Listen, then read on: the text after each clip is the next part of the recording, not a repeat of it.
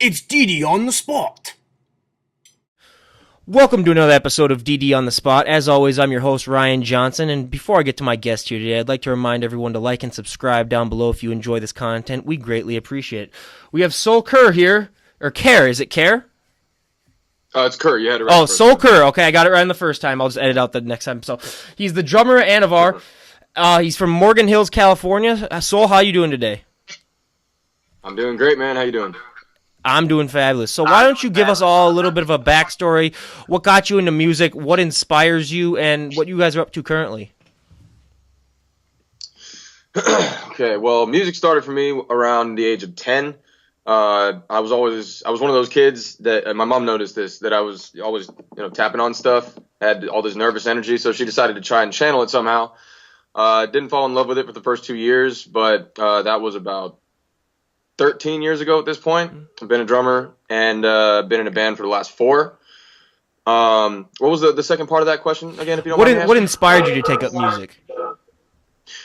Yeah, so I guess in that way I kind of stumbled on it. My dad brought me up on Metallica, Guns N' Roses, a lot of Godsmack. Actually, I have this right here still. Nice. It's a great album. Yes, so that's what got me started, and eventually I started listening to Slipknot, and now I like a lot of deathcore and Traitors, Spite right here. These are my homies, and my taste got a lot heavier than his, so it kind of took off from there. But my parents gave me the start, and I fell in love with it. So here we are. I always say that Master of Puppets is my favorite metal song. That's the song that really introduced me into everything. So whenever anyone brings up Metallica, I always got to mention that on the show. But what made you want to become a drummer out of all things? Well, I mean, like I said, it was kind of an accident at first. My mom decided to try and give me something to do with all this nervous energy that I had. I'm a very fidgety person in general. So it almost seemed like a chore for the first couple of years. I was just kind of doing it to make my mom happy. But then I started playing music with people, and that's when it became a passion. And I've thought about this a couple times. I feel like the passion comes almost more from live performance than playing music, because I love playing music, but I find that the time I feel invincible, when I really know why I'm doing this is when I'm on stage. So music gave me an outlet to be a performer, which I never knew was something I wanted to do, but I love entertaining people. What would you say is the most underappreciated aspect of drumming that the main audience member wouldn't understand? The main audience member? Well, I mean, there's a couple of things. I feel like people, for the most part, understand that drummer is like the rhythmic backbone. They keep everybody in time. I'm kind of the spine that way. I'm the only one that wears in-ears, in-ear monitors when we play live.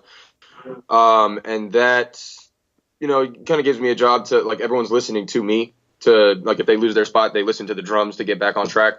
But the most underappreciated aspect of a drummer, I'm probably going to go right back to loading the gear. I'm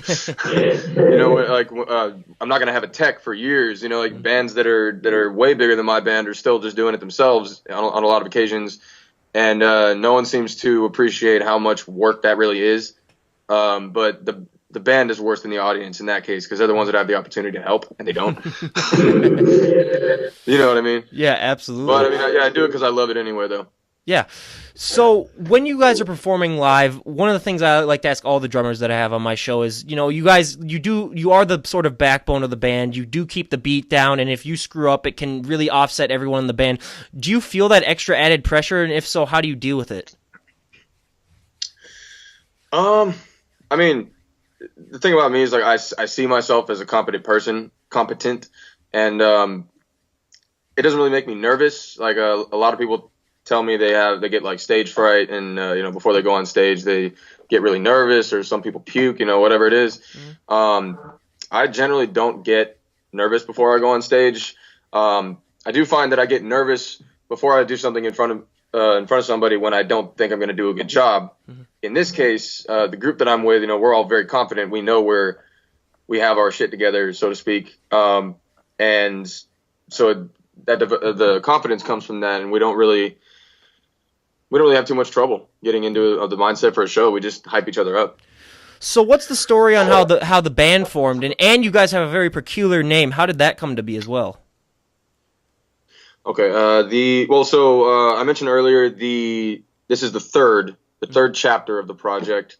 The other ones aren't really as relevant. You know, it was just each one was a try, like an attempt that, you know, the last two ended. This is the one we're on right now. Anever was formed, I want to say, about a year and a half ago at this point. It happened because we had two guitar players walk on us, and all of a sudden we weren't able to perform live. So we had to take a hiatus, and we wrote the self-titled EP, the original Anever record, and it was a very different sound. So we came up with a new name for the band. That took way too long to come up with a band name. I came up with the word Anever. It's a fictitious word. It doesn't have a dictionary definition, but what I was thinking is that if you separate the word two different ways, you can do a never or an ever, right? So like a never would be a non-existent point in time, and an ever would be eternity. So it's like a 0 to infinity concept, and it's supposed to speak to the confidence that we have that we can take it to the big leagues, you know, and like play on the stages that our heroes are performing on right now. Yep. What would you say was your guys' biggest struggle starting out in your current band, and how'd you guys overcome it? So you mean Anever? Yeah. Okay. Biggest struggle. I mean, the struggles were kind of left behind with the older projects. Like, not that there isn't anything wrong with this one. You know, like we're good, but we're not perfect, obviously. The way I see it, our biggest struggle would probably be getting together more often. You know, we're trying to organize more writing sessions to write the next record. We're already getting into the writing process for what we hope to be a full length. But it's just like certain things we could be better at. Our live performance is good, but it would be better if we practice more, kind of thing. We live at least within an hour radius of each other, but it's still kind of tough to drive together and meet up together. The practice space is at my house, and I'm in Morgan Hill, which is an hour south of where my bass player lives. Oh. And he's the operations manager at Guitar Center, so his work is always, you know, he's kept busy. We're also finding that's going to be an issue with touring, because we all have day jobs that kind of take up a lot of our time. So getting that time off to further the band until we can actually make that the main thing we're doing is going to be a struggle. But that's true with any band, you know. Yeah. So what was the first song that Anever came up with? We love hearing first song stories. What was it called? First song. Let's see. Well, I'm thinking about the self-titled. Which one was written first? I don't remember which one was first, but I think I guess a similar answer. The song that we wrote, where we realized the name of the band had to be changed because it was very, very different from what we'd done before, was "Dead to Me." That's the big single. It's got, I mean, it's not like a breakout, you know, but it's by far the most listened to and most requested song at shows and, you know, on playlists and stuff. And it was our producer, Mike Keller. I don't know if you are familiar with a band called Letters from the Fire. Oh, yes, but familiar. They're a female-fronted hard rock. They're really cool. And their guitar player, Mike Keller, produced the self-titled and the Comfort and Agony records.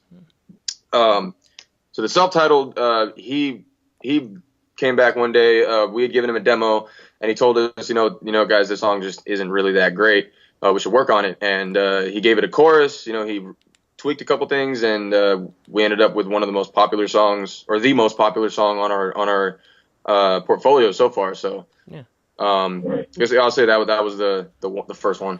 Have you guys continued working with him, or are you guys doing something else? Well, so we're not going to be working with him anymore. There's no bad blood or anything like that. He's just very busy with his band, and we realized that he can't really be expected to put all his effort into our material when he's even he's writing his band's music, and his band is on tour all the time. They're way busier than us. We're going to be going to Cody Fuentes, who's actually, here it is again. This is his band, and he's Rapture Recordings in Hayward is most likely where the next record will be recorded. Yeah. So did you at least take some advice, like when he said that you guys needed to add a chorus line? Have you guys added more chorus lines to your songs? I think that one of the biggest things we learned from him was to take criticism from people who know what they're talking about. So he's obviously a credible source. He writes music that ends up being really popular. So figured there must be some kind of algorithm that he's familiar with, and doing the last 2 records with him, like it was annoying at times because you get stuck on your own ideas. That's something you got to learn to get over. But at this point, we kind of realize no song, the way we write it the first time, will ever be the way it's released. Like it's got to be worked with and improved, and you got to kind of get yourself out of the mentality that you're just in love with what you write. You got to think about how it's going to be received by people. So working with him was we learned a lot about taking that criticism. Yeah, keeping an open mind. So one of the things that we like to talk about kind of lyrically how bands come up with their stuff. Do you guys have specific themes that you like to explore, or are you just kind of trying to just do a vast amount of different lyrics just to try to apply to a lot of people? How does that work? Well, I think, more recently we started to realize that, well, it's not super recently, but when Anever started out, we wanted to make sure that the one thing our songs are always is relatable. So I think the reason Dead to Me is the most popular song that we have is that the concept is just, it doesn't even have to be a relationship. It's like any person who has stabbed you in the back or ever done you any wrong, and you decided that person just isn't worth your time, and you're just like, they're dead to you. That applies to pretty much everybody. Like everyone has at least one story where something like that happened to them. So whenever we write a song, we try to draw it from personal experiences, but personal experiences that people would understand. So it's our vocalist has been writing a lot of lyrics. He's got a lot of past experiences to draw from, which is a mixed blessing. We want everybody to be happy people, but he's got a lot of good fodder for writing raw relatable lyrics, and he's been writing some great stuff. So the next album I think is going to be great. What sort of input do you have in the songwriting process or the melodies? Because we've heard from a lot of bands that usually the drummer kind of just does his thing. They don't really take too much input from him. And some other bands do have drummers that have a lot of input. What's that like in this band? And so in my case, I can't really add into like ideas for riffs just because I only play drums. I know a lot of drummers are multi-instrumentalists, but I only play drums, so I take full precedent over the drums. Like no one has veto rights over me on the drums. That's it though. I have been helping a lot more recently with structuring songs because I'm good with that stuff. I can compose. I just need to have a guitar player there with me to help like think out the ideas. But it's so it's not really a democracy. It's like everyone in their position has like full ownership over the way that part will end up. Though we do, we make sure that we take outside ideas because everyone throws stuff around. It's just when you don't play that instrument, like when my guitar players give me ideas for drums, a lot of times it doesn't make sense because they don't understand how it feels to be played, and they're just kind of writing it under the guitar. So at a certain point, you got to just put your foot down. Yeah. So the big question that we always like to ask everyone is performing live, and everyone sort of describes it as like a drug unlike any other. It's just after all of your hard work practicing, coming up with songs, finally being able to perform it live in front of people and get a positive response or any response. What is that feeling like for you specifically? I mean, it is better than any drug. For me, it's I mentioned earlier that it's not so much music. Like I love music, and music is my passion, but I wouldn't be sinking so much money into the project or, taking so much extra time out of my day to further this thing if live performance and getting positive crowd reactions wasn't like, that's the fulfilling part for me. Because one thing that I want to be able to do before I die, like an existential kind of just aspiration, is that I want to be remembered for what I do, and I feel like music being left, on the airwaves would be a good way to do that. And since Anever's kind of getting out there now, we're like at least outside of California, it's resonating with some people. When we go on tour, it's like we'll connect with 2 or 3 people a night, and it doesn't matter if it's not a big crowd. If somebody came out and we made their night better because they watched us play and they enjoyed it, that's the best feeling in the world. And performing live, just in general, I've never done anything where besides playing drums by itself, where I literally don't think about anything else when I'm doing it. It's like it's a zone that you just leave planet Earth for like half an hour. So it's easily the most fun that I've ever had performing live.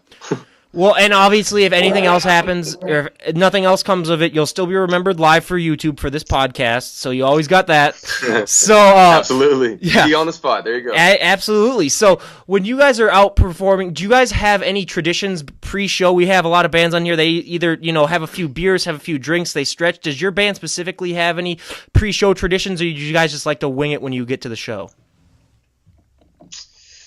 Well, you know what? Our friends in Brace for Mavericks, they're a metalcore band out of the Bay Area like us, and they always do this pre-show huddle, and they get each other hyped up like like they're about to go play football or something.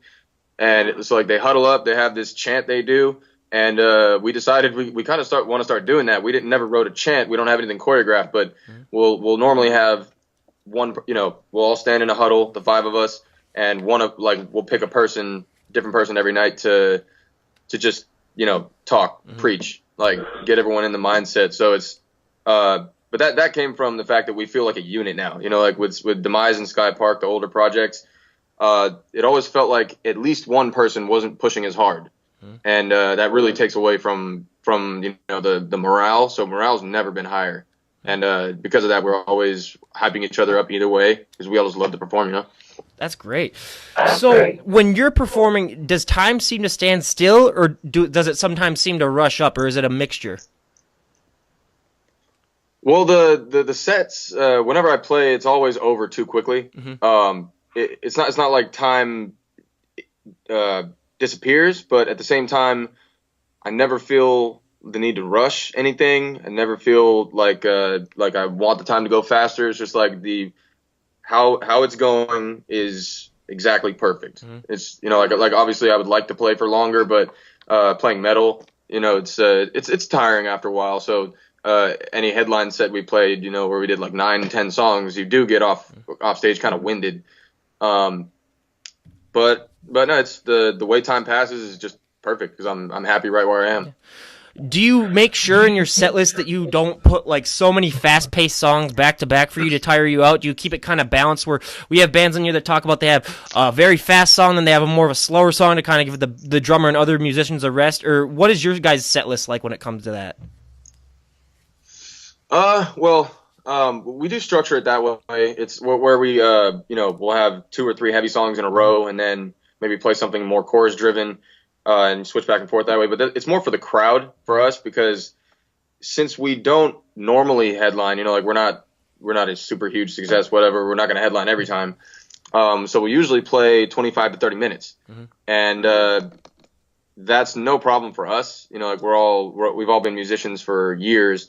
And so it's not that tiring to play a half an hour. The point where it would get tiring is if we were playing, like Korn or Slipknot where they play an hour and a half straight. Yeah. But it's more to give the crowd a break, and then at the same time, when you go from melodic back to heavy, they get hyped again, because everyone seems to appreciate the heavier stuff. So do you guys take that into consideration when you guys are coming up with songs too, that the crowd does appreciate the heavy stuff, and does that kind of make you tend to have more heavy set songs?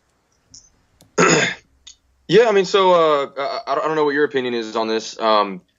you've listened to at least a couple songs off each record, right? Yeah. So would your opinion be that Comfort and Agony, the newer one, is heavier? I don't know. I say like some of the beats are, I'd say, a little bit more intense, a little bit more faster paced, but otherwise, yeah, a couple of the songs were really, really more, but I think your other album was kind of a little bit more. I mean, I'm not really like that huge in a lot of the metal-ish scenes, so I kind of can't really tell the difference. I mean, like Metallica is about as hard as I get personally. So, but yeah, I thought they were really, really good, but definitely the beats were maybe, and some songs were a little bit more intense in my opinion, but overall I thought they still both did a really good job. Okay, yeah, definitely. Well, thank you, by the way. Yeah. The idea with Comfort and Agony was to make it a little bit more aggressive because we realized what pleases people. At metal shows, we're playing in a different scene than maybe the melodic, chorus-driven songs would hit better.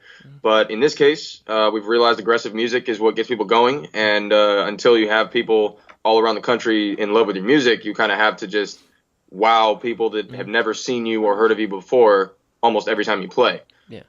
So Comfort and Agony was the start of us realizing we should start doing that, and this next record is probably going to be a lot more aggressive. Yeah, that's awesome. if I had to guess. Yeah. So when you guys are also playing, we love to hear first show stories. What was the first show that you guys played as this band, and how did it go? Oh man, that was I believe the first show we ever played was a Battle of the Bands. Ooh. It was at the DNA Lounge in San Francisco. So we were so excited. My vocalist even had a dream the night before the show, and he told us, hey guys, I dreamed that we went to Jack in the Box on the way to our first show ever. And then this was like a few days, or a few weeks before, and then this show got booked, and we're like, oh my god, we're about to play our first show. And then we went to Jack in the Box on purpose before the show. And we started off on a high note because we actually, there's 2 rounds, and we won the first round. So it goes based on crowd response, and a whole room full of people who had never seen or heard of us before were going absolutely crazy when they said our name. So that kind of boosted our ego a lot, and then the next couple of shows we played were kind of a letdown because there wasn't the attraction of a Battle of the Bands, come check out the competition kind of thing. When it's just a show, there isn't as much incentive to come through and see bands you haven't heard of before, I guess. Yeah. But that was probably the most invincible feeling I've ever experienced, walking away from the venue that night after winning. Yeah. I still remember that feeling, yeah. Do you find that, I mean, you're from California, it's a huge state, there's so many bands there. Do you find it hard to sort of make a name for yourself and differentiate yourself from other bands, being that there's just so much talent and so many bands there? I've actually thought about that a lot. I don't know if it's really been something that we took time to figure out how to be different. I know that it's a very saturated market. There's a ton of bands in the local scene, most of which probably won't go anywhere. Like there's just so many trying to do it, and some of them are just doing it for fun. Some of them are just kind of going in circles with whatever they're doing. But it's not that we figured out what to do differently and made ourselves stand out that way. We just happen to be a group of people that the way we write music, the way we appear online, the way we perform has been striking a chord with a lot of people. And like I said, we haven't really had the let out yet. We're not a national success or anything, but we have fans in Germany, Poland, all over Europe, and they're spaced out. It's not tons of people, but there's people all over the world that are connecting with us because they heard our music. And it's kind of something we just noticed was happening, that we happen to be drawing more people than the average band to local shows, and booking agencies started to notice that. So it's just we've just been climbing the ladder like anyone else. That's awesome. So you mentioned that you guys are going to have a new record coming up. Is there any progress on that, or is it still in the idea sort of phase? Well, the way that usually works is that Brandon, our guitar player, is the one that normally comes up with the most ideas. He has software at home, so he can actually make demos. So at this point, there's probably half an album's worth of demos. And we just wrote a brand new song, which will probably be recorded in the near future. Just a totally different vibe.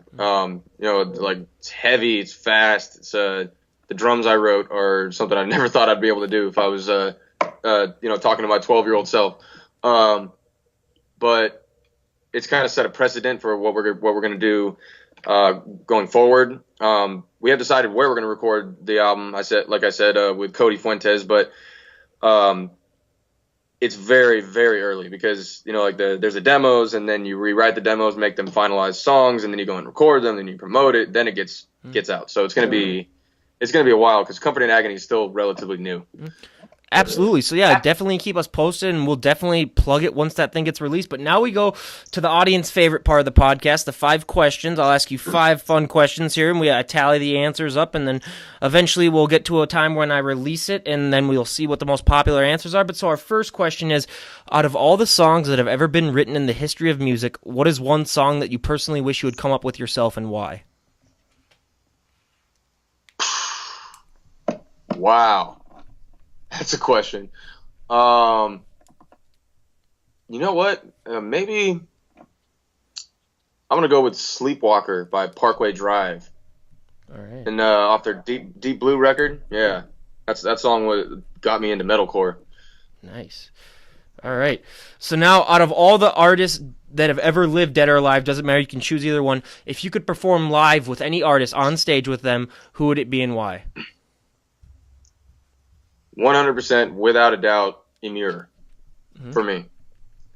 That's been my favorite band for the last 5 or 6 years. Most of my friends hate that band, but it's almost the reason I love them because they're so vulgar and just ignorant's not the right word. They're not ignorant. It's like they're vulgar and they're cocky and they're really like obnoxiously loud with everything they do.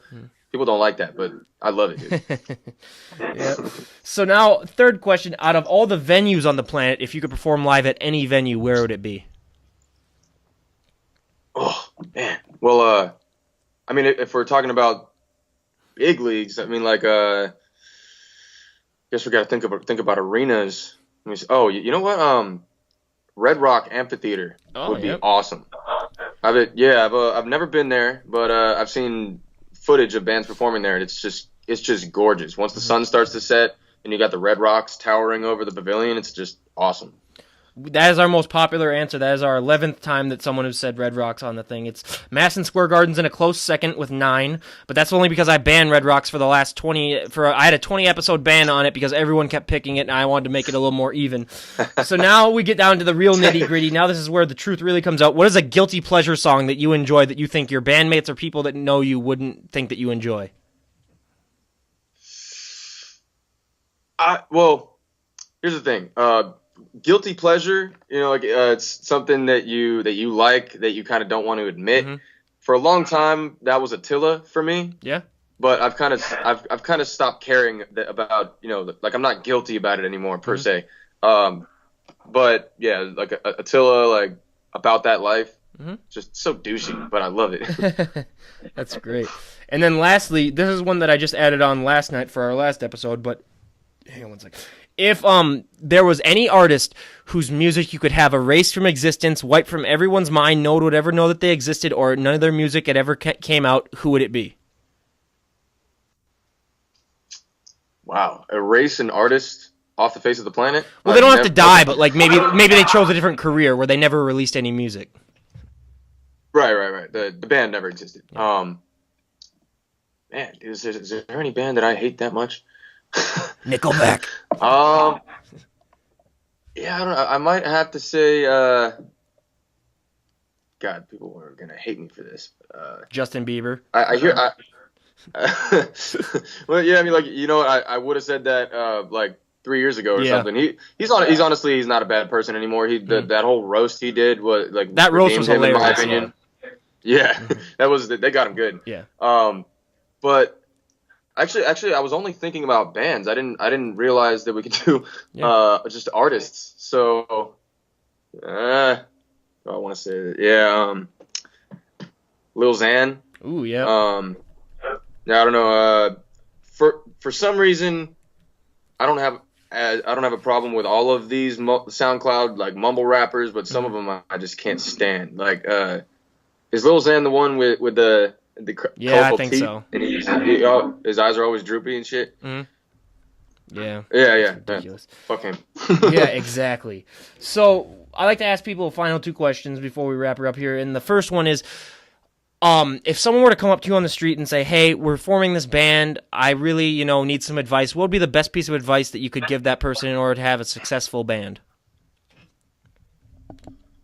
I would probably say to make sure you drop the band right, because you really only have one chance to do that. When you're starting a band, it's really important to make sure you come onto the scene aggressively, and make sure that your first impression is good. It's true in business. It's true with relationships. First impression is going to last, and you can come back from it. But it's a good idea to write a solid number of good songs that you're proud of, and take advice from other people. Because one thing we learned, Mike Keller, when we were recording our record, we learned that it's good to take that constructive criticism because he just has a perspective we can't have.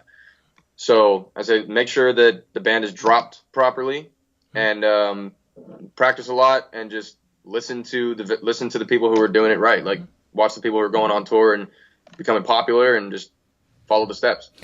And if you were able to talk to yourself, let's say 5 years ago, what would be the best piece of advice that you would give yourself musically? Can it be related to the operations of the band, or should Sure. it be yeah, anything. Okay. Don't be afraid to fire people. Yeah. We used to be really afraid to do that. We've had people quit on us. We've fired some people. But it really comes down to, it's like a job, if you're not bringing enough to the table, or if you're just bringing the least to the table, you really have no reason to be there. So the way I see it, if you're getting signs that somebody's detracting from progress or the efficiency of the band, because a chain is only as strong as its weakest link, so you got to get rid of those. Absolutely. So where can people find you guys? I know you have albums out. Do you have it on YouTube, iTunes, Spotify, SoundCloud? Where can people find you? The music is not on SoundCloud. Okay. But it's available on pretty much every online music retailer, Spotify, iTunes, YouTube, of course.